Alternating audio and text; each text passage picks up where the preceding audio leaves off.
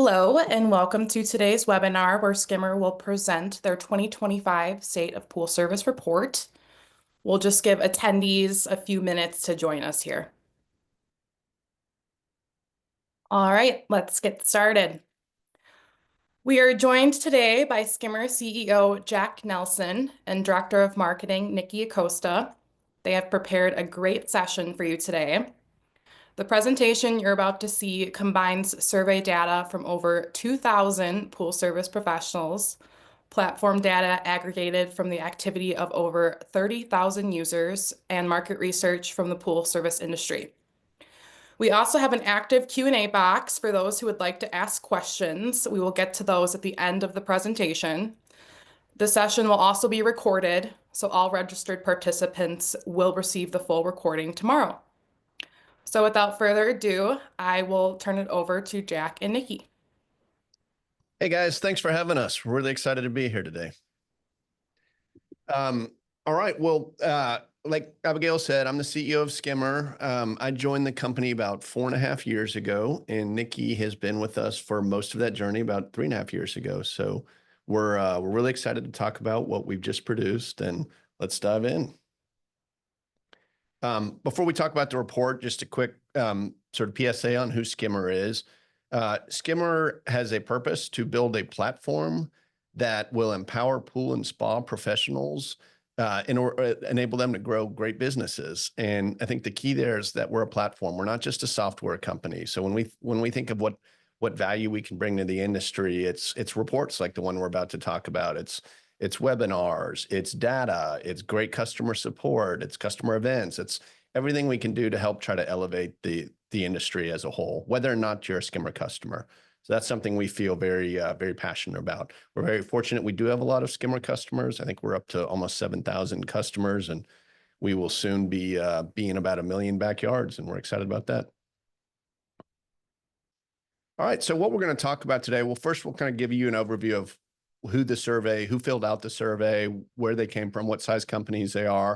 And then we'll get into the content of like, okay, what did everyone say? What are the challenges that people are facing? I'm excited to talk about private equity, both at the Skimmer level and then also at the service company level. We're going to talk about how companies are growing with marketing, route acquisitions, et cetera. Niki's really going to dig into some of the specifics around billing and labor and where people are buying their chems and supplies from. And then we're going to talk about what people think are ways to grow this coming year. That I guess we're in the year in 2025. And like Abigail said, at the end, we should have some time for some questions. So keep them, just go ahead and drop them in the queue, and we'll hopefully have time at the end. And if you're looking for that Q&A box, you may need to hover over your screen to pull up that Q&A box, usually on the bottom of your Zoom menu. So if you'd like to ask a question, again, please use the Q&A, and we will be monitoring and responding to your questions. All right, so survey demographics. Who took the survey? We sent this survey out. We were very, very lucky this year to be able to partner with Arenda and Heritage to get this survey out to more folks so that we had a good mix of Skimmer users and non-Skimmer users. But we had over 2,000 people answer well over 50 questions to produce this report. And most of those people are going to be smaller businesses, not surprising. We had a lot of people who are in moderate cities to metropolitan areas, not surprising. And we had a mix of commercial and residential servicers and people who also serve short-term rentals. And obviously there are so many companies that do all three. Most of the customers that we surveyed are open year-round, whether that's on a limited basis, especially for folks in the Northeast. We had quite a few that answered in the Sun Belt. The folks that answered the survey, most of them were the owners, the CEOs, or leaders of these companies, but we also had some administrators and some executives take this survey as well. Where did people come from that took this survey? We had really great participation from the Sun Belt. I'm hoping in future years that we have more folks kind of above that Sun Belt line taking the survey, but most of the pools are going to be concentrated in the Sun Belt, so it's not surprising that a lot of this data came from the brighter states that you see in blue here, the California, the Texas, the Florida, and then as we get to the north, it was a little bit more sparse, but still great data across the board. and good participation from states like New York, Pennsylvania, et cetera. Yeah, and I'd add it's generally reflective of where the pools are and therefore where the pool service companies are in the country. All right, so let's get into the top challenges and forecast for the year. And I'm going to turn it over to Jack to talk about the top challenge moving into this year. Let me say when I got into the industry in 2020, the number one challenge by far and away was what's now the number three challenge, finding and retaining top talent. That's all anybody wanted to talk about is, that was boom time. And man, we just can't find enough good techs. We can't keep our techs. We can't find office staff. And we have seen in the last, so we didn't do the survey then. 2024 was the first year, or 2023 was the first year to do the survey.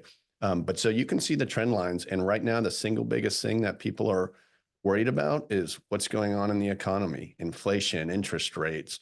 Now we've got tariffs to think about, have consumer spending. All of those things are top of mind to everybody that we surveyed.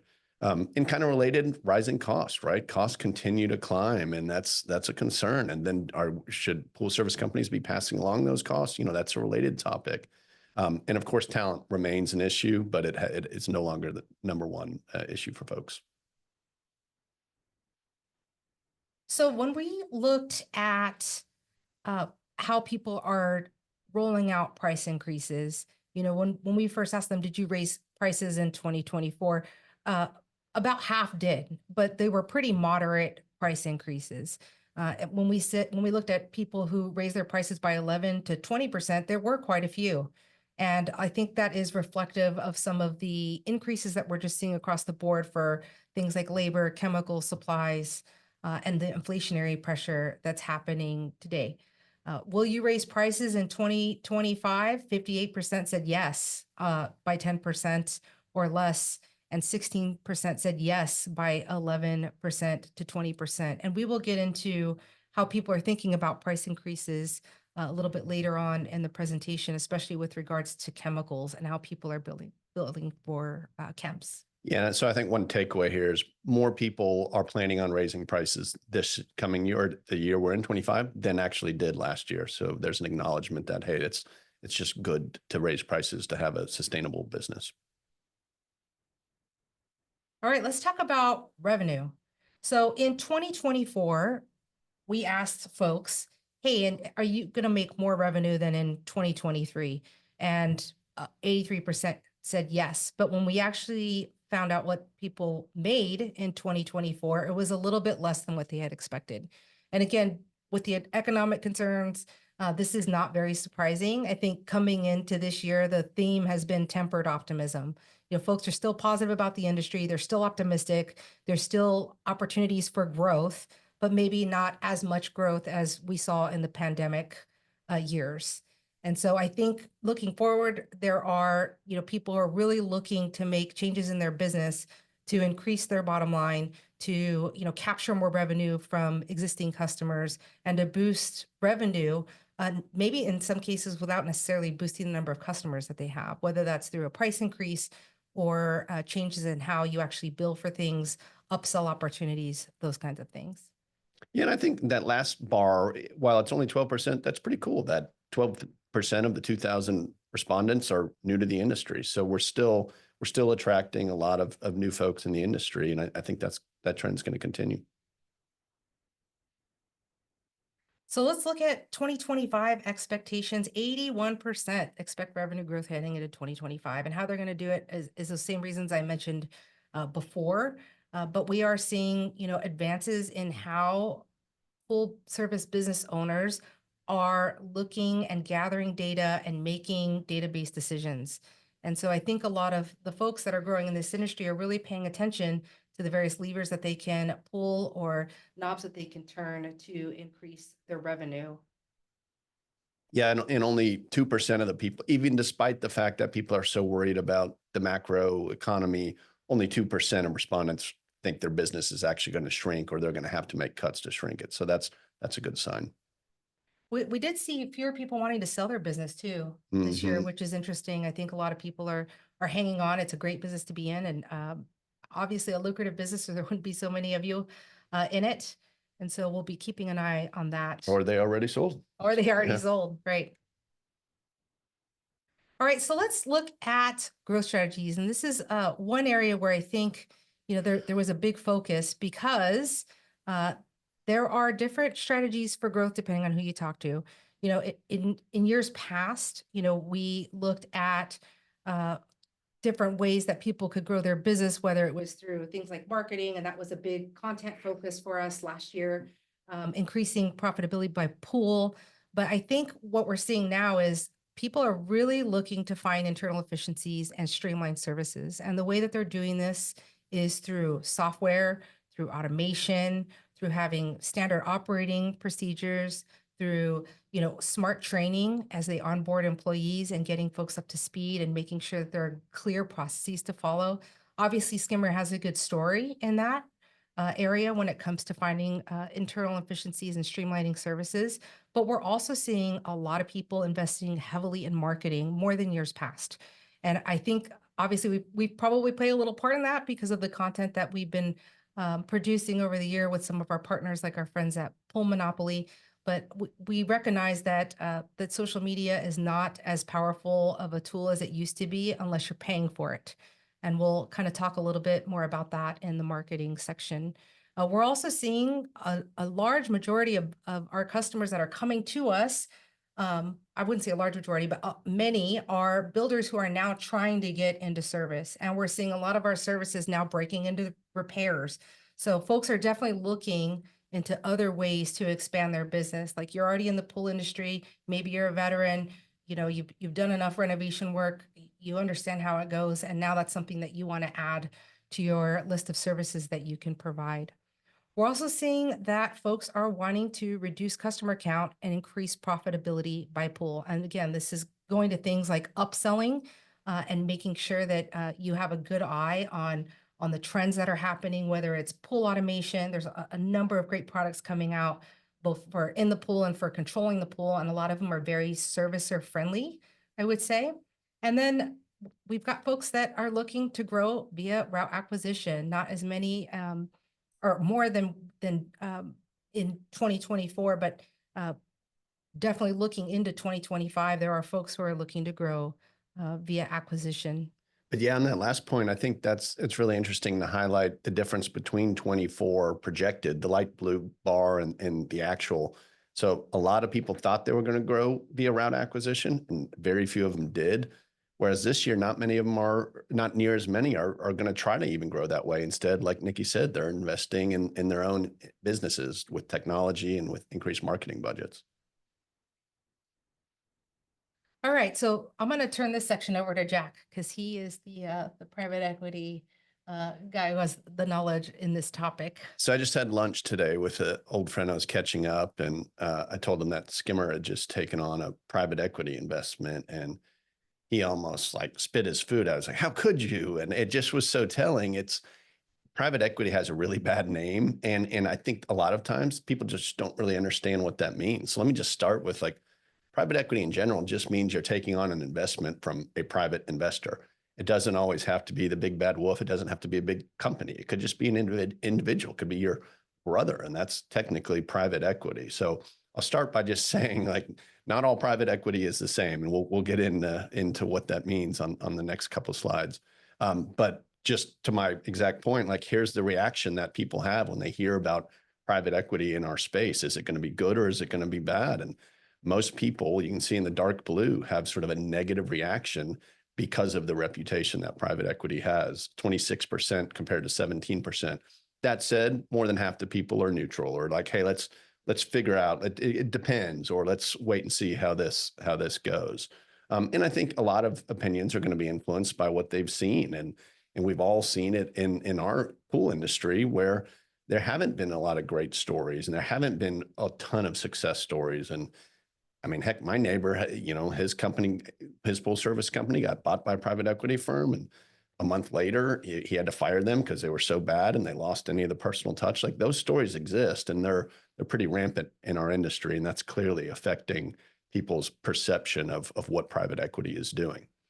So then the second question is, okay, but if you were asked, if a private equity firm came to you with a bag of money and said, hey, would you sell? Would you sell? And the number goes up from 17% to 29%. I go, well, yeah, maybe if the price is right. You got a third of respondents who still, however, like, no way, I don't want to do it. Private equity is bad. It is difficult, I think, to scale quality. And that's something that I think a lot of firms that are, they think they can come in and just buy all these companies left and right and expect to scale it quickly. But this is a service business. And to the extent that you lose that magic that made made your customers love you so much, it can become a detriment. It might be great for other folks that are in the market that can offer that personalized service. Well, not only is it everything you said is true, but it's also different by regions, right? Servicing a pool is a lot different in Arizona than it is in California, than it is in New York. And so it is hard to scale, and it is hard to keep that quality level of service if you're trying to standardize things across an organization. We were just out in PoolWorks, one of our private equity backed customers, and they just had their annual conference, and they're having these exact same conversations. Hey, we really want to grow, but we want to have that same level of commitment to great service. How do we do it? And it's a really interesting dynamic to see how it's going to play out. So I want to talk about some of the pros and the cons. And of course, when we did this survey, it was targeted toward really thinking more about pool service companies, but I'll make it personal and talk about Skimmer. So Skimmer just took on a large private equity investment from a company called Mainsail Partners. And I'll just talk about sort of the pros and the cons that we were evaluating when we made that decision. The biggest reason to do it is you get a bunch of cash, and and with that cash, then you have a choice what to do. In some cases, people want to just sell their company and go retire or go take a year or two off and go buy another one. That's fine. But in most cases, certainly in Skimmer's case, it's no, we want that cash to go grow the business. We see a great opportunity to go get in even more backyards. And if we have more capital, we can hire more people, we can build more product, and we can do all of those things that are necessary to grow a great business. So that's a big thing, right? Is money. But also, money's not the same from everyone. Like, we were very selective on who we spoke to. We wanted to speak to companies that had a lot of expertise and experience helping software companies grow. That's what we are. And so our partner, Mainsail, that's all they do. In fact, they really only do vertical software companies. So they find niche industries like pool service, like lawn care, like they just invested in a woodworking studio software. So they find niche industries, and they know how to help grow with hiring people, with access to more developers, marketing know-how, all sorts of things. And if you find the right private equity partner, you absolutely can help bring that to your company. Increased valuation, that's another reason. Like, if we're trying to grow businesses, every time you go raise money, you have the opportunity to kind of set the new price. If you want to invest, it's now worth X instead of half X. And so that's another reason to do it. Market stability is interesting. Like, we have been able, since we took on our investment, we've not only gotten a lot of more customers, but we've also been able to attract a lot more talent. People who were like, oh, I don't know who Skimmer is. Well, now they see that, oh, wow, Skimmer's a well-funded, well-backed company. We're able to hire people that, otherwise might not have jumped in. And so there really is a benefit in that regard. And then partnership opportunities, kind of like I said, we're able to get new customers, but it just opens up doors for two reasons. One, there's the reputational aspect of it of, oh, hey, they must be a legitimate company if they're able to attract capital. But then two, if you have the right partner, again, they'll bring something to the table. They'll make introductions to you and really help you grow your business. So those are all the reasons I would say to consider it. Why not? What could go wrong? Well, look, if you're selling some of your business, you're giving up some of your ownership. And depending on how much you sell, your new partner is going to have a lot of demands and rules, and it's going to be different. I mean, I can tell you things at Skimmer in 3 months have already changed. We have our first board meeting tomorrow, and we've been preparing all week for it and spending a lot of time on it. And that's different. But I think the biggest point is this next one about cultural misalignment. You can also get the wrong partner. And we've all heard the nightmare stories about, oh man, everything was great until I took on this investor, this new partner, and everything went to crap. Well, again, at Skimmer, we probably did more diligence on who we were going to partner with than they did on us. We were we were in a fortunate position to where we could choose a partner that we thought would help Skimmer grow. And that's what we did. And I would strongly encourage that to be the first criteria anyone is looking at if they're taking on a partner. And even if you're selling your entire business, it still matters, right? Your reputation is on stake. Your customers, you want them to be treated well. And so it does matter the type of people that you're dealing with. And things change when you have a partner. Again, you vet your partner, but there can be an emphasis on, oh, now you've just got to go hit your quarterly numbers. Doesn't have to be that way, right? Like our partners are in it for the long term. And that's the goal is, hey, like, let's go build a great business continue to build a great business over the next 4 or 5 years. And that's the goal. So we're not as focused on short-term sort of quarterly numbers, but that can be absolutely a byproduct of it. Anytime you have a new partner, there's change. Might be is something like benefits might change. It might be big, like compensation, titles, hire new people leave, all those things. And so you have to be mindful of that there is a lot that goes with that. And then all the communication that goes around that, it can be a real distraction to not only the employees, but to the entire operation. And then, there of course are risks, right? There's expenses that go along with it. You have to hire lawyers and do all the docs. And if you don't, you're taking on a ton of legal risks. And then there's financial risks. Like right now, you're your own boss, you're in control. And if you get the wrong partner who makes a few bad decisions, then all of a sudden you can really lose a lot of value for your business. Jack, we have a question that kind of ties into the section from Ron. Ron asks, how do you expect the economic headwinds your customers are facing to potentially have a downstream effect on Skimmer? And what are your plans to mitigate any risk? Well, that's interesting. Yes, there are headwinds that our customers are facing, but as we saw in that last stat, most people are generally optimistic about growing their businesses. So I think to me, a lot of it goes back to make sure your pricing is in line and with market, and that doesn't necessarily mean below market. It could be above market. So make sure your prices are right, and then also that you're investing in the right things, and it's better marketing, it's better systems, it's just making sure your business is efficient so that you can kind of get ahead of those headwinds, and you don't ever have to worry about laying off your employees or cutting back costs that to the detriment of your customers. Thanks for that question, Ron. All right, so let's talk about the marketing landscape. Again, this is an area where we saw a lot of movement relative to years past. And what we can say is that the industry's marketing landscape has shifted dramatically in the last 12 months. So the number of companies that are spending money on things like paid search engine optimization, events, cold calling, direct mail has all gone up. Where we're seeing them come down are things like organic social. In other words, just posting on social media and not doing paid social media. And we have also seen a significant drop in lead suppliers. And when we say lead suppliers, we mean, the Yelps, Angie's, Thumbtacks of the world. And I think part of that might be due to their model. Their model is to take your money, generate interest, but they're sharing that interest with other people. So a lead comes in and they blast it out to 5 people or 10 people or whoever is paying them money. And so those leads are a lot less valuable because of the simple fact that you're sharing that lead opportunity with 9 other people. So I think it's going to be interesting to see what happens. The Google algorithms are always changing. The social media landscape is always changing, and it is somewhat difficult to stay on top of that. Like, we do a lot of digital advertising, and, it requires a constant care and feeding and understanding how the algorithms are changing and what's working and what's not. And so I encourage anyone who's going out to look at doing marketing either through, Meta or Google is to at least meet with someone and get some expertise on how to do that well. Things like A/B testing, messaging, things like, creating lead forms for your website where you can collect information and have, a good follow-up process.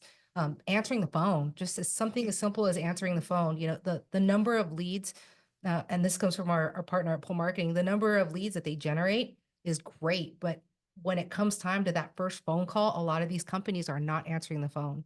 Maybe they're answering the phone 30% of the time, and that is a missed opportunity because if you don't answer the phone, they're going to go on to the next person. Hey, Nikki, were you surprised, just to put you on the spot? I was surprised this year we asked about using community as a way to invest in their business. Were you surprised that almost 40% of respondents were saying that was something on their agenda? Not, and I say that because we met with a company here in Texas, and they do a lot of community work, and they participate in a lot of community endeavors. And so one of the things that they do is they have, a magazine that caters to this nice part of San Antonio, and they figured out last year that if they have a really great article about their business that they pay for, that it's a good lead magnet for them. And so I think, especially when it comes to something like pool service, which is personal, there's someone in your backyard, people are always going to look for the brands that they see in their community, whether that's on a branded truck, they're going to ask their neighbors. And it's not a surprise that referrals are obviously a very big channel for a lot of our pros as well. That is still the best way to grow your business is a referral. And it's a part of the reason why Skimmer has grown too.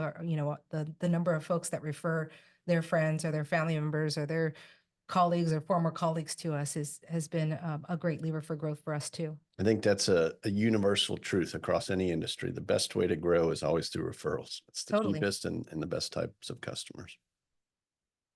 So how are pool pros spending marketing dollars in 2025? Well, 50% of them are plan to spend more than they have been spending. But if you look at their marketing budgets, in some cases, they're pretty healthy.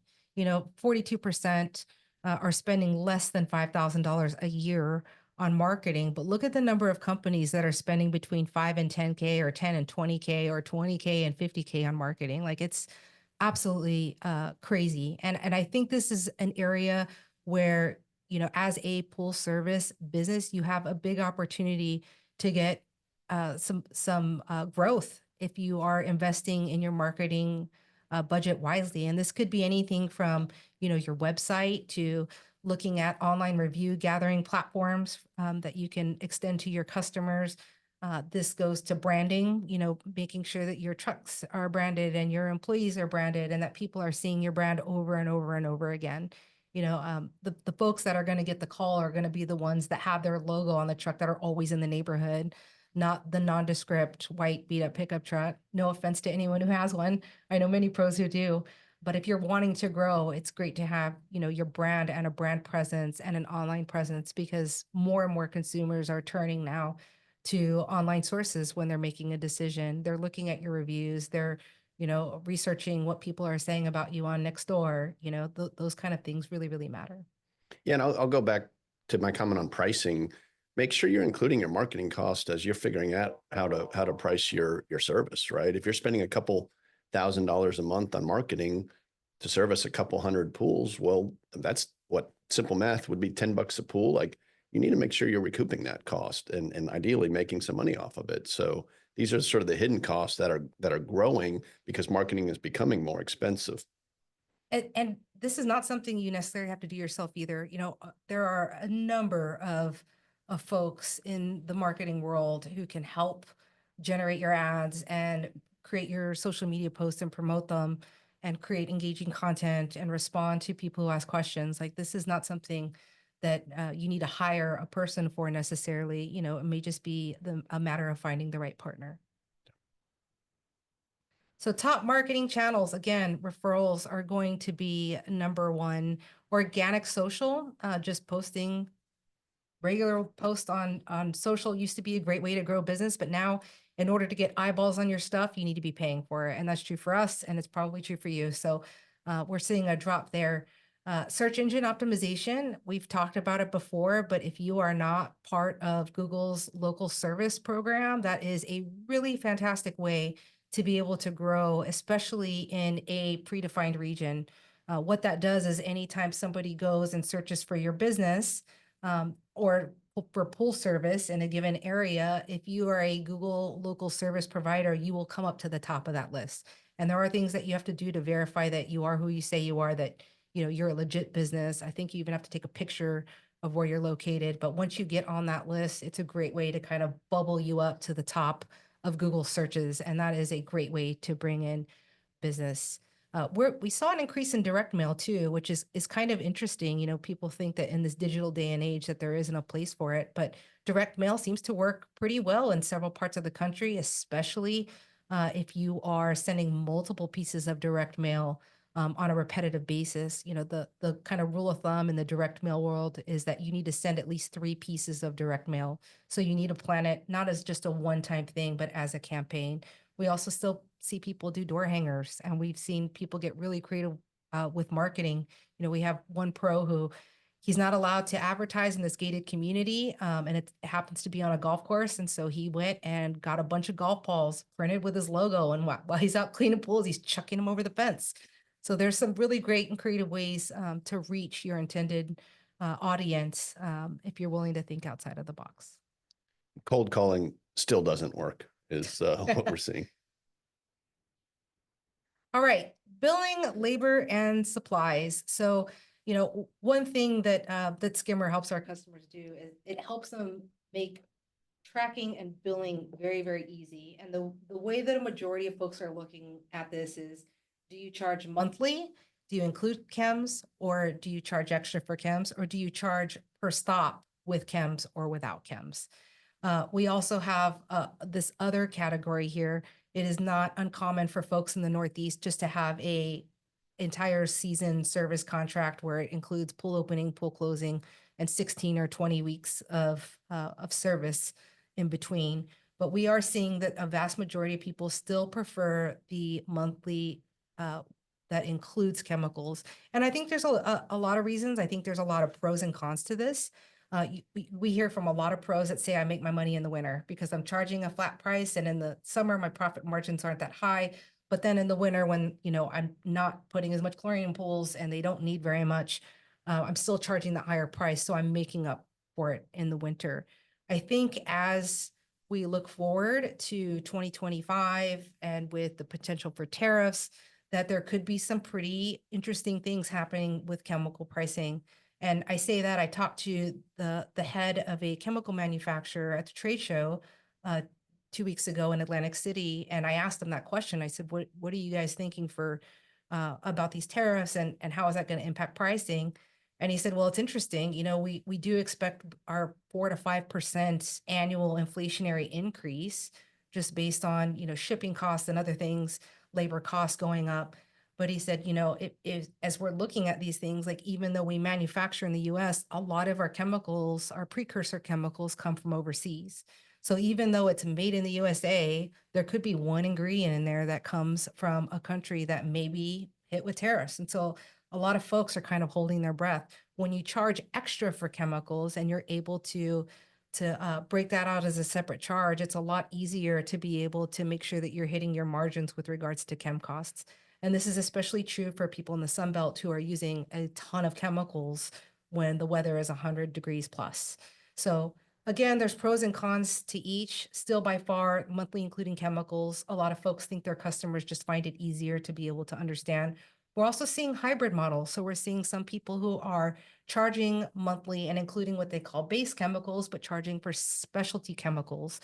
And Skimmer makes that really easy too. So if you want to include your bicarb and your chlorine tabs, but you want to charge extra for your cal hypo or your algicide, we see a lot of folks kind of taking that hybrid model where you're going to get this service, you're going to have base chemicals, but any special stuff or excessive stuff that we need to do, we're going to charge you extra for that.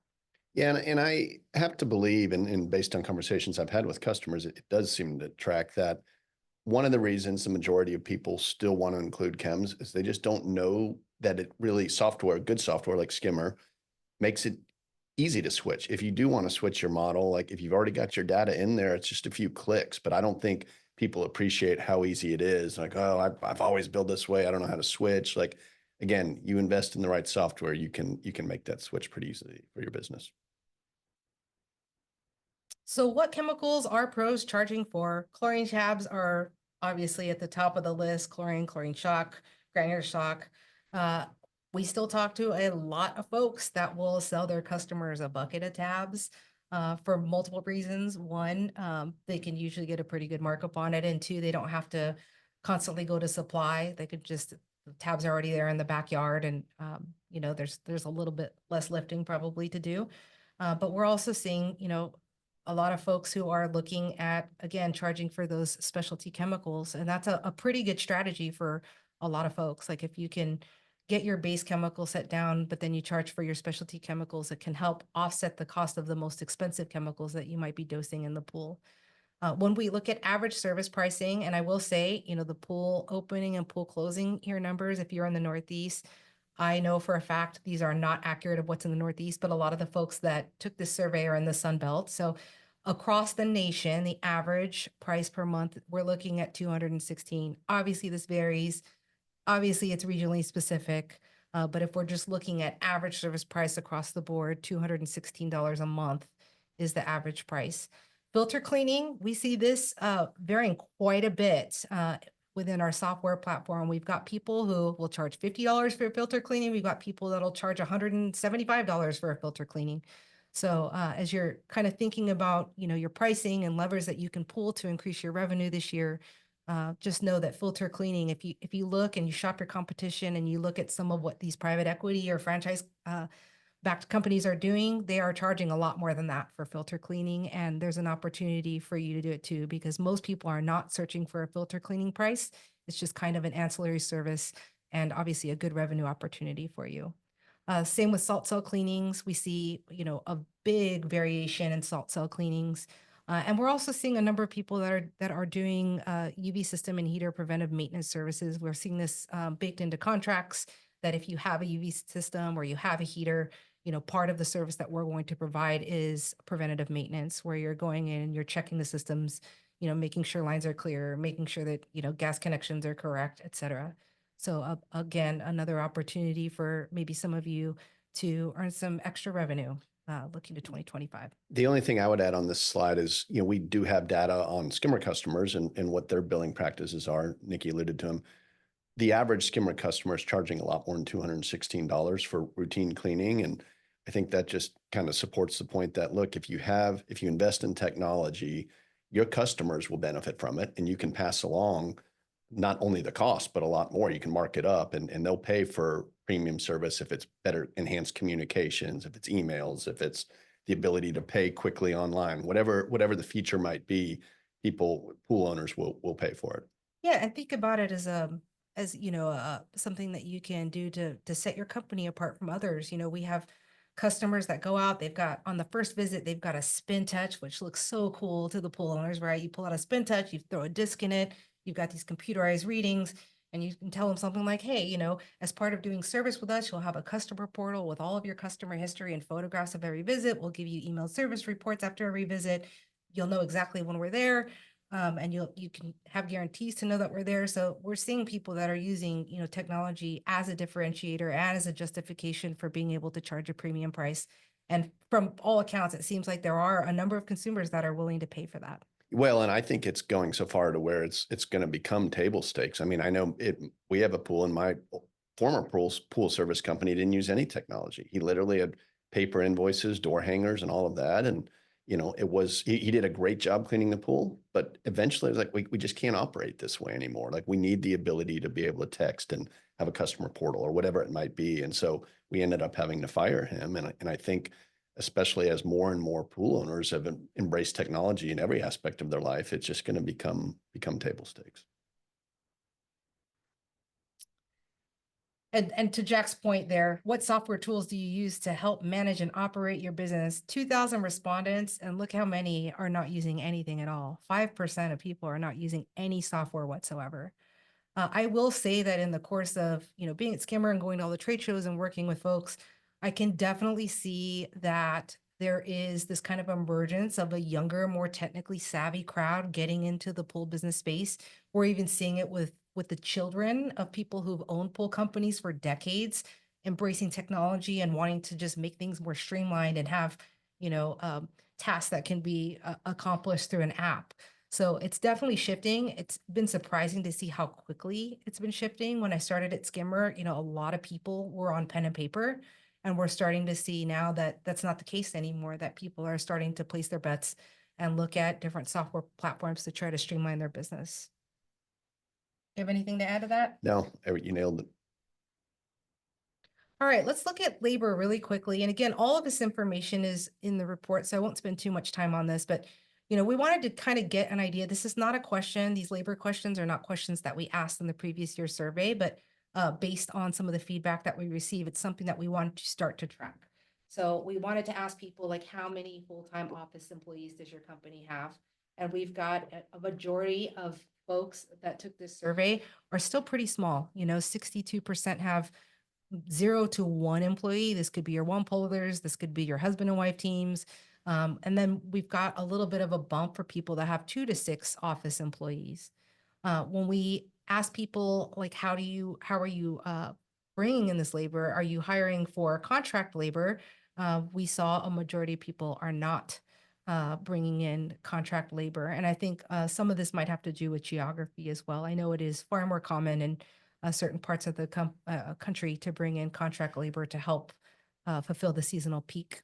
Yeah, and I would add, we've done a ton of research on the industry, sort of big picture, and in these numbers generally track to what we've seen. Most pool service companies are small, less than 10 employees, and that's what the number here shows. 96% of them are less than 12 employees, and that's consistent with all the research we've done. But you look at that, that 2% or I guess the 4% of people that have between 13 and 21 in their office, like those are big operations. They're huge operations, and they may employ hundreds of people. So Right. that's different. What we're presenting is different than how many people in the industry work for a small company or a big company, because that's a much different question. Still a lot of smaller pool service companies, and we support you. How many crew members does your company have? This could be techs, repair techs, service folks. Again, we're seeing a lot of smaller businesses. 35% have 0 to 1. So that would represent our one pullers. 47% are between that 2 to 6. And there was a question up here. I haven't read the report, but we have data on how pool pros obtain their first 50 to 100 pools. The first 50 were like low price, then raise the price versus premium price, but grow slowly. The answer is all the above.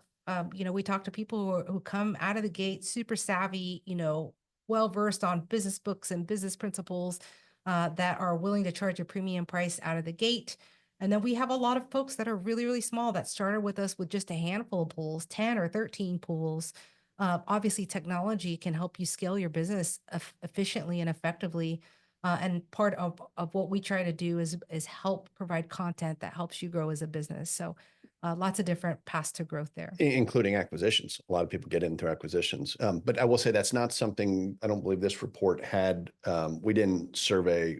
So what Niki just said, what I just said is just based on Skimmer's customers' conversations. That's not a survey question in this year's report, but it is one we may include going forward.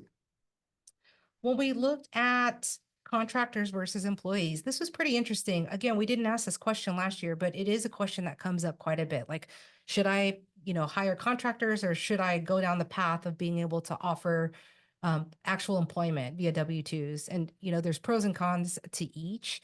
What we're finding or what anecdotally we're hearing is that in order to be competitive and attract great talent, a lot of companies are looking to hire employees. They're looking to offer benefits, whether that's something like, a truck and a cell phone, covering your cell phone expense, or, even things like health insurance. These are perks that a savvy employee is going to care about. And so there's a lot of discussions right now happening to help people get to the place where they can actually go down the employee route. There is, just something like looking for healthcare benefits for your employees. It is an investment of time and effort. And again, this is not something that you have to do yourself. Find some help, even on a consultative basis, to be able to look into these things if that's a path you want to go down. I will just add anecdotally, most of our larger customers seem to gravitate toward employees, and they've just made that investment that, hey, it'll help us attract labor, and it'll help us retain talented folks that can be part of this business for a while.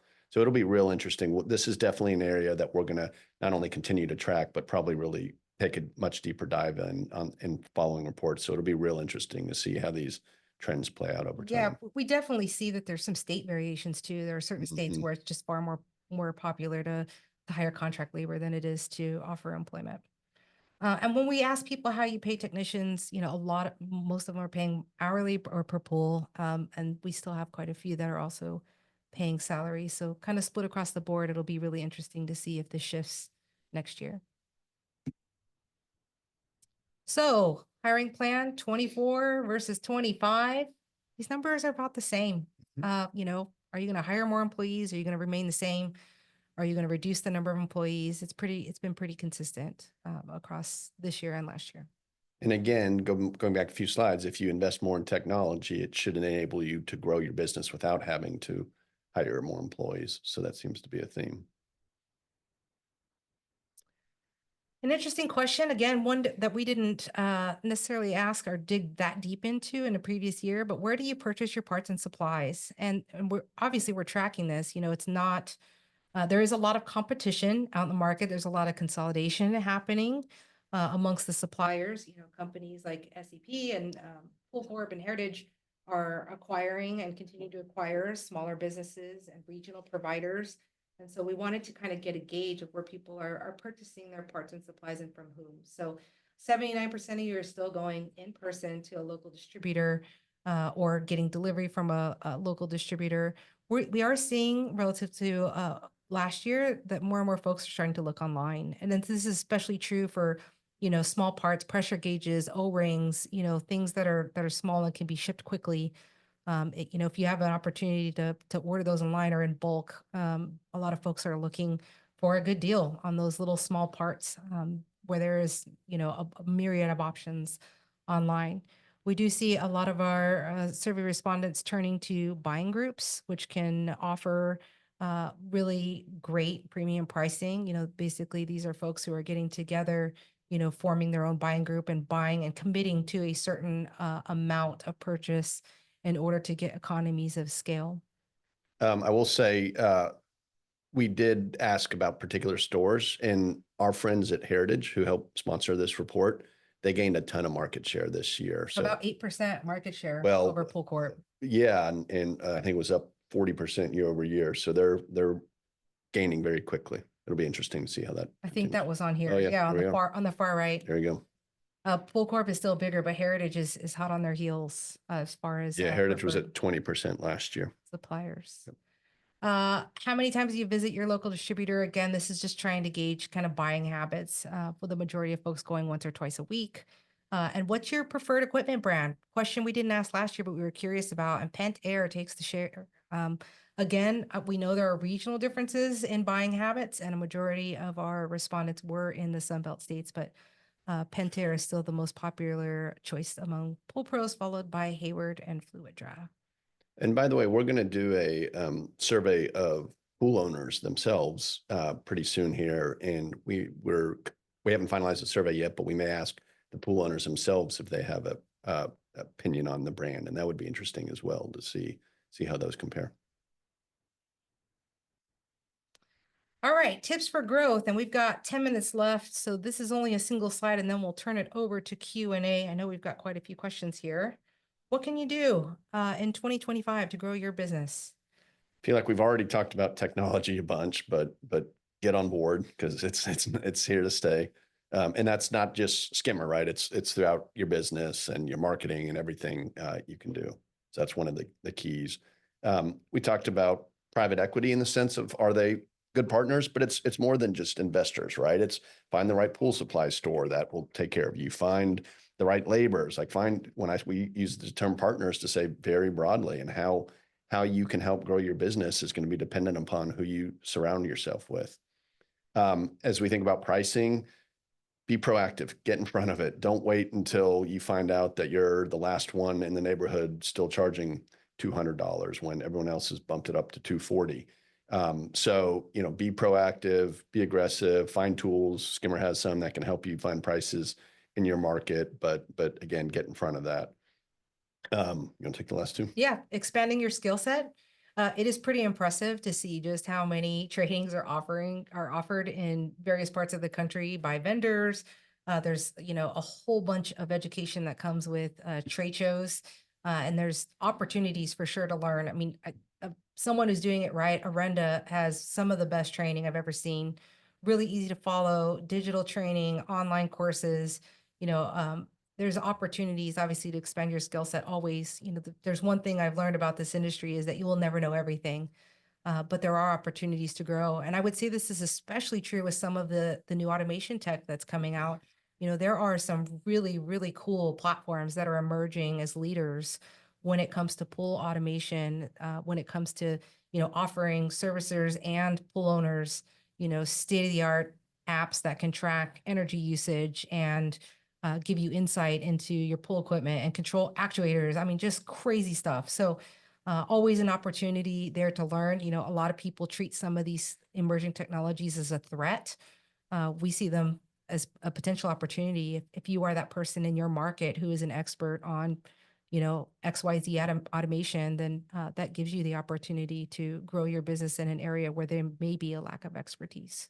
And then last but not least, focusing on the customer experience. You know, again, shameless plug for Skimmer. We do a really, really good job of tying together the office, the field, and customers. You know, we want to be that bridge of communication to keep everyone informed and make it easy to pay your invoices and see your bills and see your service history. But there's always going to be a bonus for people who can commit to delivering good customer service. If you deliver good customer service, you will get referrals, you will grow that way. We have a ton of resources. If you go to getskimmer.com/resources that are free. We talked a lot about marketing today. We wrote that marketing 101 guide for pool pros. We've got a general grow your business guide. We've got a service rate index, which can give you an idea of what people are charging in your state. We've got a price increase toolkit with a calculator that can help you calculate how many customers you can lose and still make the same amount of money. So check out our resources if you haven't already. We are constantly adding new resources. We'll also find a list of our webinars there on the resources tab and our podcast and community as well. If you have not downloaded the report, it is free. We've had thousands of people download it this year. And if you've already read it and downloaded it, thank you so much for doing that. If not, you can still get your copy. It is a pretty rich report. It is pretty lengthy, but it is packed full of information. And not only did we cover some of the tips that we covered today, but we gave you links to some of the resources that you can jump to directly to get advice and answers on things and ideas for growth. And last but not least, quick shout out to Niki and the Skimmer marketing team. The report not only has an incredible amount of valuable information, but it looks really good and it's just super easy to digest. They did a fantastic job. So thank you, Niki and team. Thank you, Jack.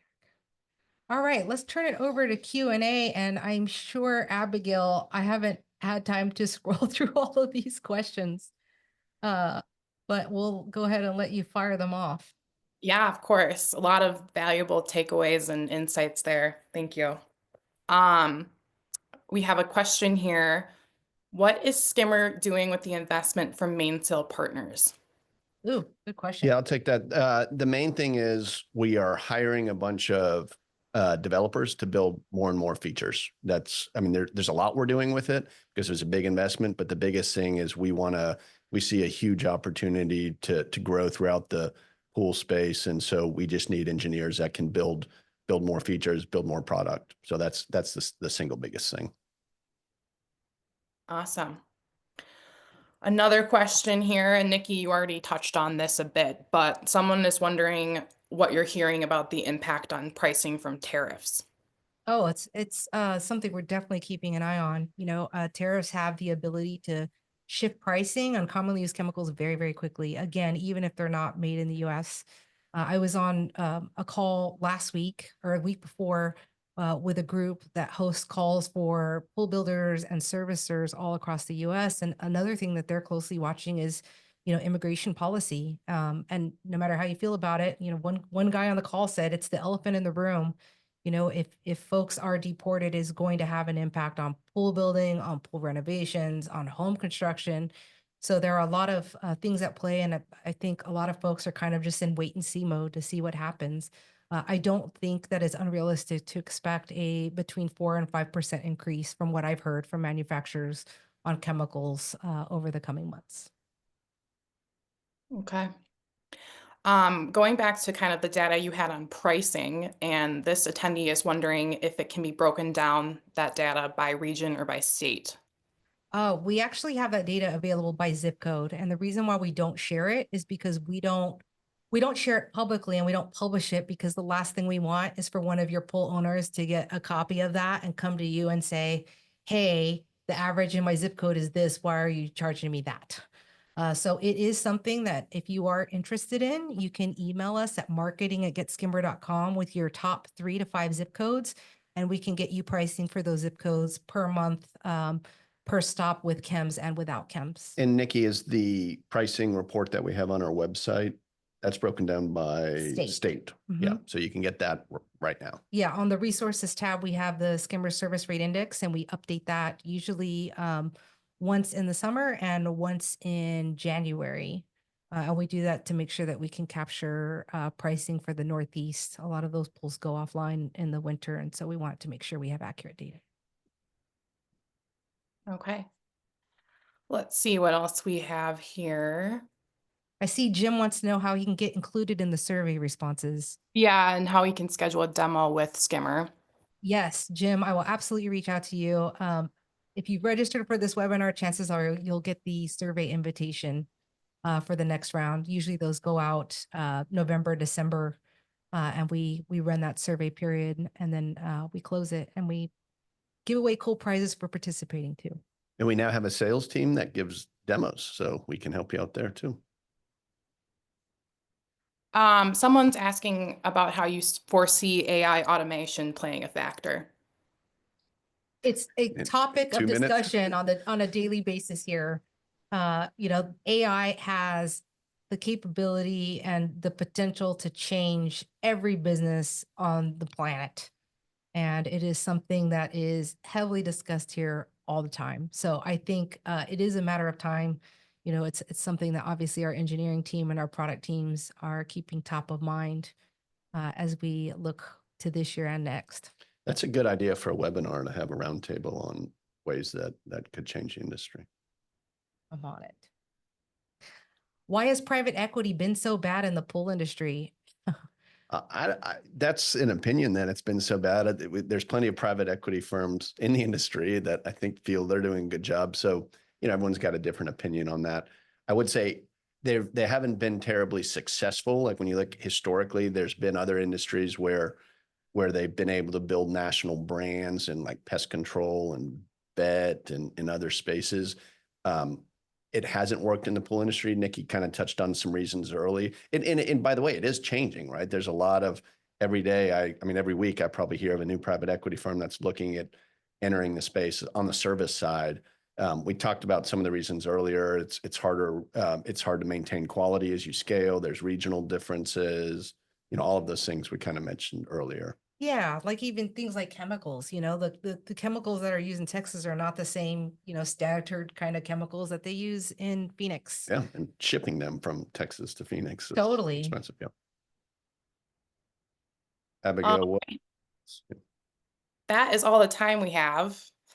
Thank you for sending in your questions. If we did not get to you, as long as you provided your name, we'll reach out with an answer via email.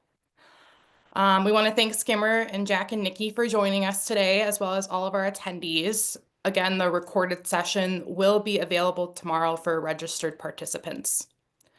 So with that, the webinar is over. We hope you have a great rest of your day, and we will see you next time. Thanks, Niki. Thanks, Jack. my pleasure. Thank you. Thank you for having us.